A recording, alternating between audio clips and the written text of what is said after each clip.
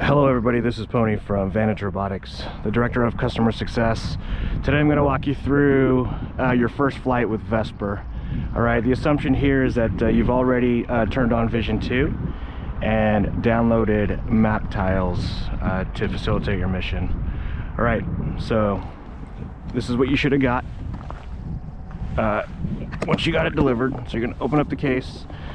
First thing you're going to do is take your Vision 2, insert the swappable radio module, or SRM, into the back of your Vision 2 from top to bottom. Slide in the slot until you hear a click, and then you're good to go. Make sure it's nice and secure in there.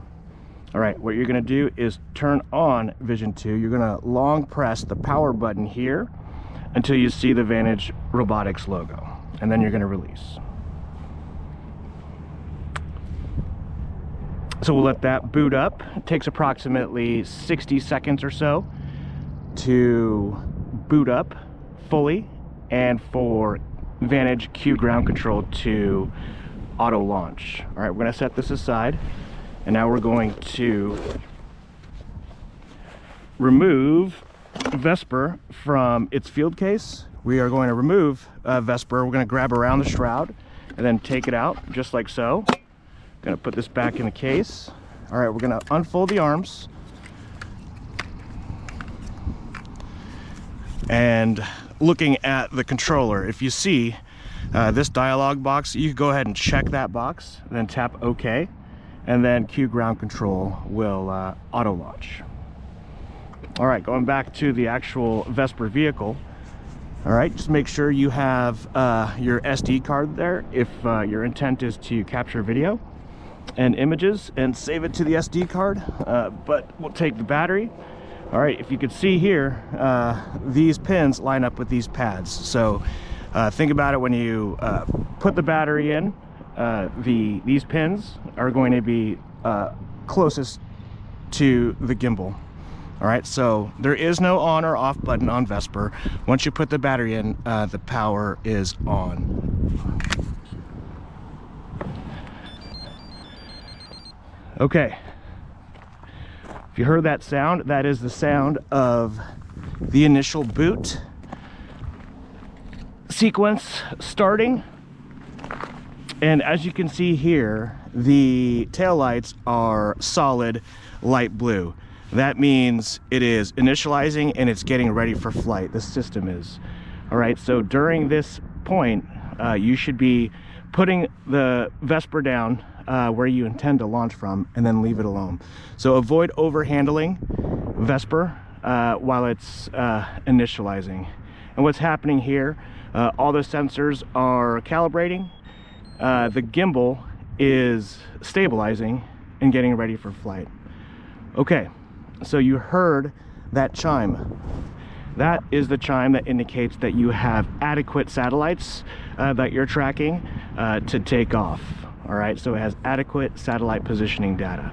And you can tell these pulsing green lights indicate good satellite acquisition in conjunction with that sound you just heard. All right.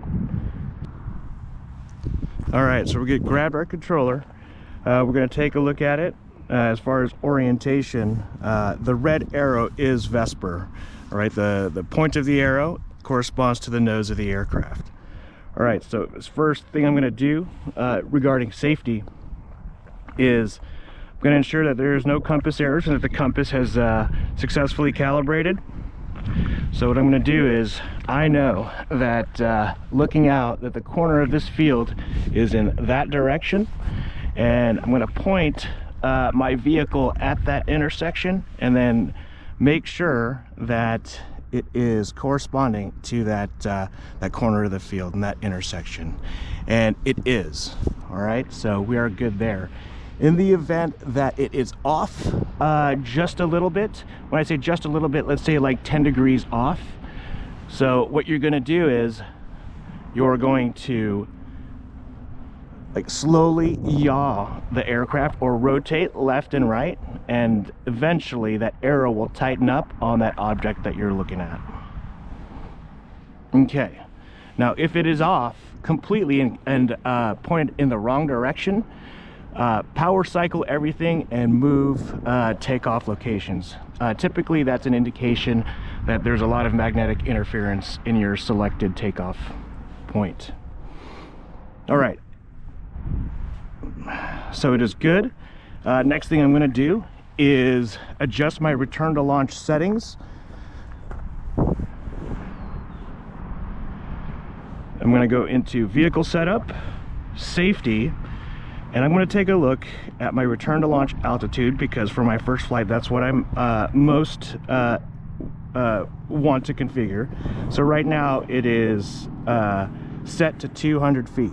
So since I have this open field, I'm just going to go ahead and set it to 40, just to see, so you could see the return to launch happening.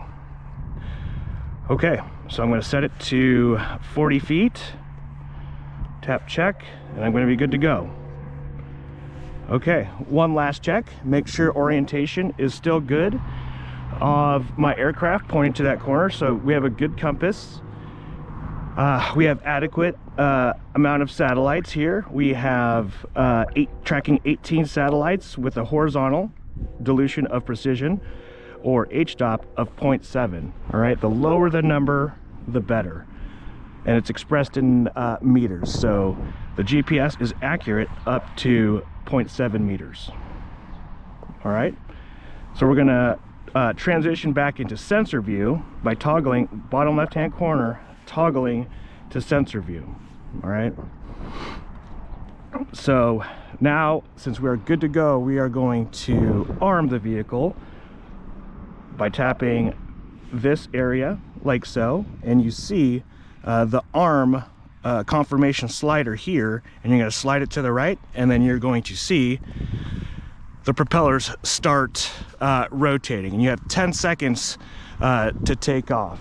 All right, so give yourself some room between the drone and the controller, and then go ahead and arm, then watch the props start spinning, and then you're going to, with the left stick, apply throttle up gently, and then it will take off. Okay, so as a general safety rule, as with all drones, you're going to do a yaw, pitch, and roll check. So I'm going to check roll left and right with the right stick, and then pitch forward and back, and it's good. And then my yaw left with the left stick, and yaw right, and everything looks good. Okay, I'm going to push it out, and I'm going to increase in altitude. I'm going to push it out, and the next thing that we're going to do is we're going to conduct an in-flight channel scan. We're going to tap the Q, we're going to tap settings, and then we're going to go into the Vantage radio menu. From here, I'm going to conduct a channel scan. So you can't do the channel scan prior to takeoff, but I like to do it in flight after I do my yaw, pitch, roll check, just to get the drone in the air to sniff out the RF environment. So what I'm doing here with the channel scan is, once I initiate the channel scan, Vesper is going to scan the surrounding RF environment and pick up to 5 optimal frequencies for it to use. So when we say frequency hopping, it means it will hang on the optimal frequency, and then if that frequency starts degrading to a certain threshold, it will hop to the next best frequency, and so on and so forth. All right, so I'm going to initiate the channel scan, tap channel scan, and you're going to notice the menu go gray, and what's happening right now is Vesper is scanning the surrounding RF environment.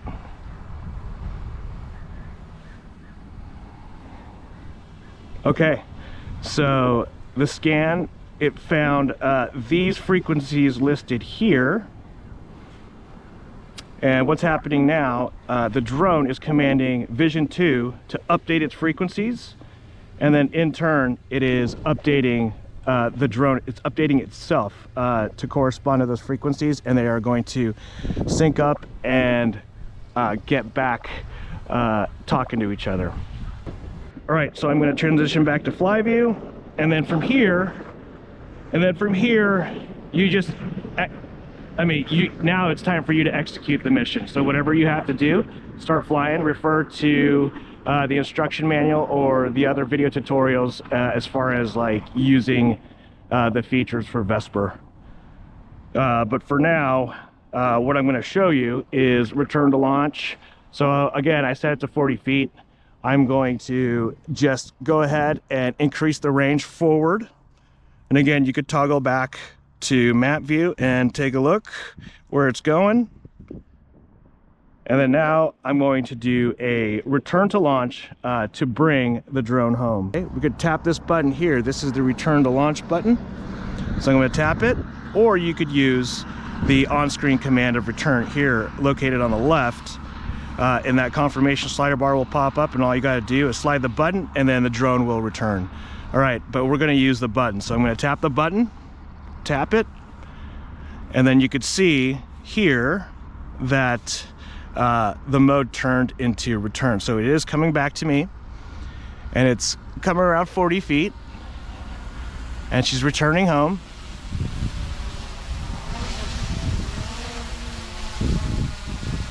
And then we will recover the vehicle. But we'll just allow it to land.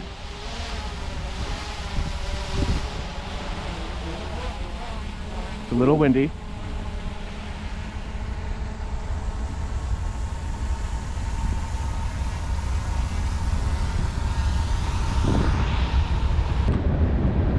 And there you have it.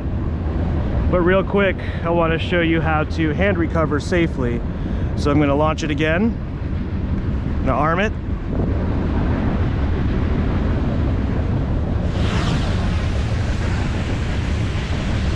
So regardless if you're doing a return to launch or you're flying manually, when you do hand recover, you're going to approach the vehicle. Typically you want the nose facing away from you, and then you're going to approach it to the side. All right, so what I'm going to do here is I'm going to do an auto land. So I'm going to tap auto land, and then confirmation slider bar. I'm going to slide the button to the right, and it's going to land. I'm going to approach to the side, and I'm going to let my hand be the platform, approaching it from the side and letting it land. And I'm going to stay still like a statue, and then the motors will cut. Power down procedures. What you're going to do is long press the power button, and then you're going to get a menu here to power off, and that's exactly what you're going to do. You're going to power off. All right, once you power off your Vision 2, you could either remove the antennas or just remove the SRM completely and then put it in its designated slot. Put the Vision 2 back here, and then put Vesper back in its field case. There's a diagram in there showing how it's supposed to go in. So fold Vesper as such, remove the battery, and then fold up the arms. All right, the big thing here is making sure that the propellers are parallel to the fuselage, and then following the diagram right there, I'm going to put it in gently, fully seat it, and then close up the case, making sure that the foam is underneath the chin of the gimbal. And there you have it.